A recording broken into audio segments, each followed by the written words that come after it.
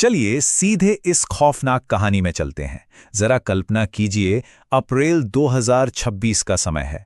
Argentina के Ushuaia से एक शानदार क्रूज जहाज अपनी यात्रा शुरू करता है। जहाज पर 23 अलग अलग देशों के लगभग 150 लोग सवार हैं, जो अंटार्कटिका की खूबसूरती देखने निकले हैं। शुरुआत में सब कुछ एकदम परफेक्ट लगता है, पार्टियां, मौज मस्ती और सुकून। लेकिन किसी को इस बात का जरा भी अंदाजा नहीं था कि यह खूबसूरत सफर बहुत जल्द एक भयानक, डरावने सपने में बदलने वाला है। आज के इस एक्सप्लेनर में हम इसी रहस्यमयी खोस्ट शिप की घटना और इसके पीछे छुपे उस अदृश्य खतरे की गहराई से पड़ताल करेंगे। तो आइए इस पूरी घटना के घटनाक्रम को जरा करीब से समझते हैं। पहले दिन जहाज बिल्कुल सामान्य रूप से अर्जेंटीना से निकलता है, लेकिन कहानी पलटती है यात्रा के 11वें दिन। एक 70 वर्षीय डच यात्री को अचानक तेज बुखार और सांस लेने में तकलीफ होती है और कुछ ही समय में जहाज पर ही उनकी मौत हो जाती है। बात यहीं खत्म नहीं होती। 26वें दिन उस मृतक यात्री की पत्नी की भी साउथ अफ्रीका के एक एयरपोर्ट पर अचानक गिरकर मौत हो जाती है और फिर 32वें दिन एक और जर्मन महिला अपनी जान गंवा बैठती है। एक के बाद एक हो रही इन रहस्यमयी मौतों ने खलबली मचा दी और आखिरकार विश्व स्वास्थ्य संगठन यानी WHO को इस इमरजेंसी की सूचना दी गई। अब यहाँ सबसे बड़ा सवाल ये खड़ा होता है कि इन अचानक और खौफनाक मौतों के पीछे आखिर था क्या? ये सभी यात्री अपनी यात्रा की शुरुआत में बिल्कुल स्वस्थ थे। ऐसा कौन सा अदृश्य मेडिकल रहस्य था जो इस चलते फिरते शहर को एक मौत के जहाज में बदल रहा था? जब टेस्टिंग हुई तो जो सच्चाई सामने आई उसने दुनिया भर के स्वास्थ्य अधिकारियों को सच में हिलाकर रख दिया। और वो साइलेंट किलर था, हंटा वायरस। अब ये कोई एक अकेला वायरस नहीं है, बल्कि चूहों से फैलने वाले वायरसों का एक पूरा परिवार है। और इसकी सबसे डरावनी बात जानते हैं? आज की इस आधुनिक मेडिकल साइंस के दौर में भी इस वायरस की कोई FDA अप्रूव्ड वैक्सीन या कोई पक्का एंटीवायरल इलाज मौजूद नहीं है। अगर कोई इससे संक्रमित हो जाए तो डॉक्टर सिर्फ सपोर्टिव केयर दे सकते हैं। असल लड़ाई तो मरीज के अपने इम्यून सिस्टम को ही लड़नी पड़ती है। हंटा वायरस परिवार को समझना। चलिए इस वायरस के बायोलॉजी और इसके अलग अलग रूपों को थोड़ा डिकोड करते हैं। असल में अलग अलग प्रजाति के चूहे अलग अलग प्रकार के हैंटा वायरस फैलाते हैं। और अगर हम इसे भौगोलिक रूप से देखें तो ये वायरस दुनिया को 2 अलग अलग बीमारियों में बांटता है। पहला है HFRS, जो ज़्यादातर एशिया और यूरोप में देखा जाता है। ये सीधे हमारी किडनी पर हमला करता है और शरीर के अंदर ब्लीडिंग का कारण बनता है। और दूसरी तरफ है HPS, जो नॉर्थ और साउथ अमेरिका में तबाही मचाता है।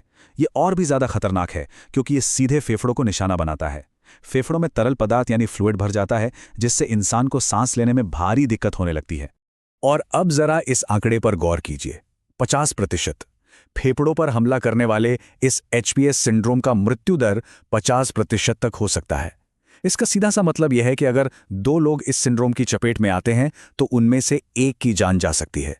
यह नंबर अपने आप में इस वायरस की भयंकर ताकत और खतरे की गवाही देता है। आउटब्रेक का इतिहास।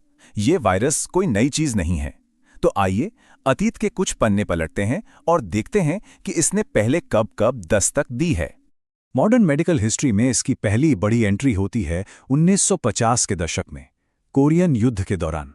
वहां अचानक 3000 से ज्यादा अमेरिकी सैनिक एक अनजान बीमारी का शिकार हो गए थे। किसी को समझ नहीं आ रहा था कि ये क्या है। लगभग 30 साल बाद 1980 के दशक में दक्षिण कोरिया के डॉक्टर हो वांगली ने आखिरकार इस वायरस को खोज निकाला। इसके बाद 1993 में अमेरिका के नावाहो नेशन में इसका एक बड़ा और जानलेवा आउटब्रेक हुआ।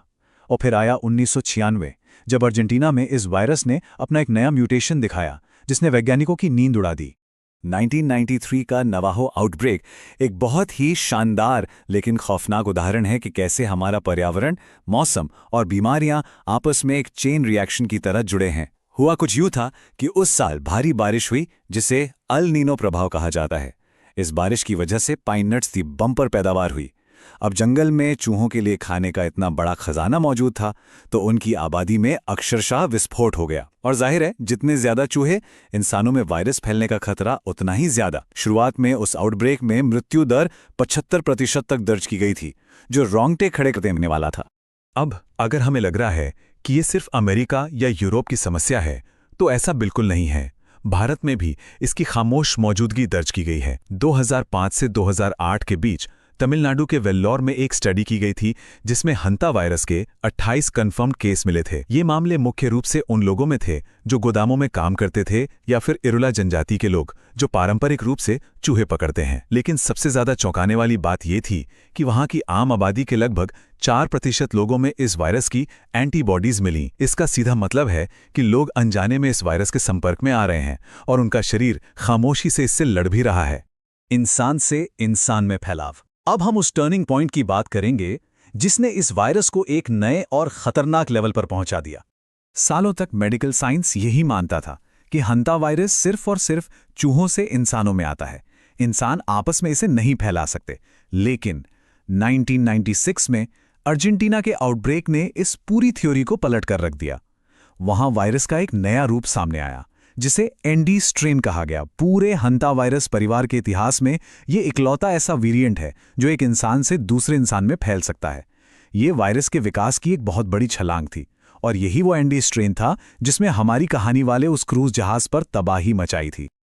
लेकिन रुकिए, पैनिक करने से पहले हमें एक बहुत जरूरी अंतर समझना होगा। जब हम इंसान से इंसान में फैलने की बात सुनते हैं तो दिमाग में तुरंत कोविड या फ्लू आता है। वो वायरस हवा के जरिए तेजी से और दूर तक फैलते हैं। लेकिन हंता वायरस का एनडी स्ट्रेन एयरबॉर्न यानी हवा से फैलने वाला नहीं है। एक इंसान से दूसरे इंसान में जाने के लिए इसे बहुत लंबे समय तक शारीरिक संपर्क, संक्रमित शारीरिक तरल पदार्थों और बेहद करीब रहने की जरूरत होती है। यानी ये आम तौर पर सिर्फ परिवार के सदस्यों या बहुत करीबी देखभाल करने वालों के बीच ही फैलता है। तो अब वापस चलते हैं उसी घोस्ट शिप के रहस्य पर। अगर ये इतनी मुश्किल से फैलता है तो वहां यह आउटब्रेक कैसे हुआ? जांच में सामने आया कि जहाज पर चढ़ने से पहले वो डच कपल अर्जेंटीना के एक ऐसे लैंडफिल या डंपिंग ग्राउंड में गया था जो चूहों से भरा हुआ था। और इस वायरस की एक बहुत ही अनोखी बात है इसकी कंटेजियस विंडो, यानी वो समय जब एक इंसान दूसरे को संक्रमित कर सकता है, वो बीमारी की शुरुआत में सिर्फ और सिर्फ 1 दिन की होती है। और किस्मत देखिए, वो कपल उसी 1 दिन की सटीक विंडो के दौरान उस बंद क्रूज जहाज पर सवार हुआ और वहां मौजूद करीबी लोगों में ये फैल गया। क्या कोई नई महामारी आने वाली है? ये सब सुनने के बाद ये सवाल दिमाग में आना बिल्कुल स्वाभाविक है। तो चलिए राहत की सांस लेते हैं, क्योंकि इसका जवाब है नहीं। वैज्ञानिकों और विश्व स्वास्थ्य संगठन के मुताबिक हंता वायरस से किसी वैश्विक महामारी का खतरा बहुत कम है। इसके पीछे ठोस कारण है। पहला, ये हवा से नहीं फैलता। दूसरा, इंसान से इंसान में फैलने के लिए बेहद करीबी संपर्क चाहिए। और तीसरा, जैसा कि हमने अभी जाना, इसके संक्रमण की विंडो सिर्फ 1 दिन की होती है, इसलिए इसमें कोविड की तरह लंबे क्वारंटाइन की जरूरत ही नहीं पड़ती। इन्हीं वैज्ञानिक कारणों से WHO आधिकारिक तौर पर इसके खतरे को बहुत निचले स्तर पर रखता है। बचाव और सुरक्षा के उपाय। खतरा भले ही कम हो, लेकिन सावधानी तो जरूरी है। तो हम क्या कर सकते हैं? इसके बचाव के तरीके बहुत ही बेसिक और व्यावहारिक हैं। सबसे पहला काम, अपने घरों और आसपास की इमारतों में किसी भी तरह की दरारों या छेदों को सील करना ताकि चूहे अंदर ना आ सकें। दूसरा, अगर आपको किसी पुराने गोदाम, अटारी या धूल भरी जगह की सफाई करनी है जहां चूहों के होने की आशंका है, तो N95 मास्क और दस्ताने पहनना एक बहुत अच्छी आदत है।